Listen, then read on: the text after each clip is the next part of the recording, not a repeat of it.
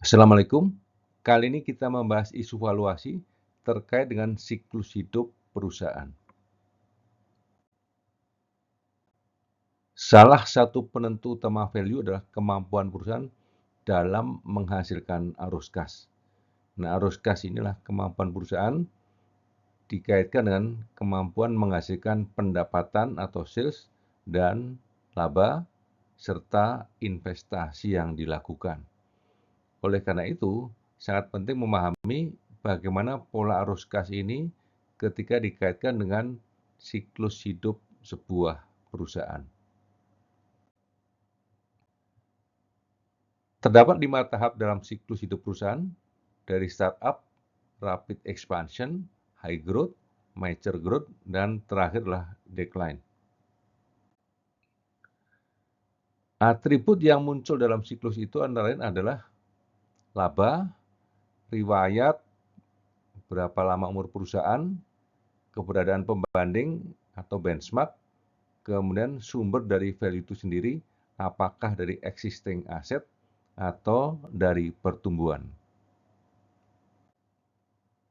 Kita akan lihat dari berbagai macam tahap bagaimana pola yang muncul.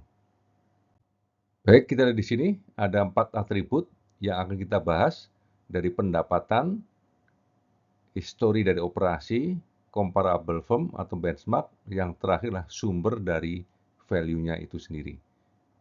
Kita mulai dari tahap yang paling awal, yaitu adalah tahap startup. Pada tahap startup, maka perusahaan ini baru belajar dengan kemungkinan besar mengalami kerugian dan belum mempunyai riwayat serta perusahaan pembanding. Value perusahaan semata-mata hanya mengandalkan prospek dari pertumbuhan yang akan datang. Yang kedua adalah rapid expansion di sini.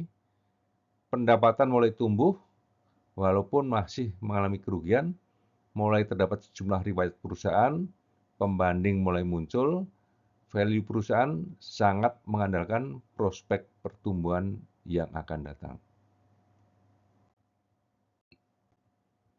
Tahap ketiga adalah high growth, pendapatan dan laba mulai tumbuh tinggi, kemudian riwayat perusahaan sudah mulai muncul karena sudah beberapa tahun, pembanding atau benchmark semakin banyak, dan value perusahaan bersumber dari existing asset dan pertumbuhan. Jadi ada 2 sumber dari nilai perusahaan. Yang keempat adalah mature growth. Perusahaan berada pada tahap yang sudah dewasa, jadi mulai melandai pertumbuhan pendapatannya.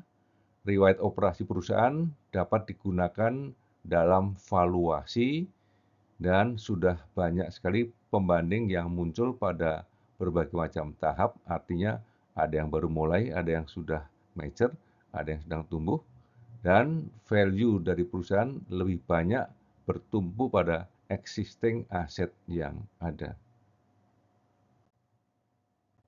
Yang terakhir adalah decline, di mana pertumbuhan pendapatan dan laba operasi mulai turun, riwayat operasi perusahaan sudah cukup panjang, pembanding mulai berkurang karena sebagian sudah mulai keluar dari bisnis, sementara value sepenuhnya bertumpu pada aset yang sudah ada karena sudah tidak ada lagi pertumbuhan.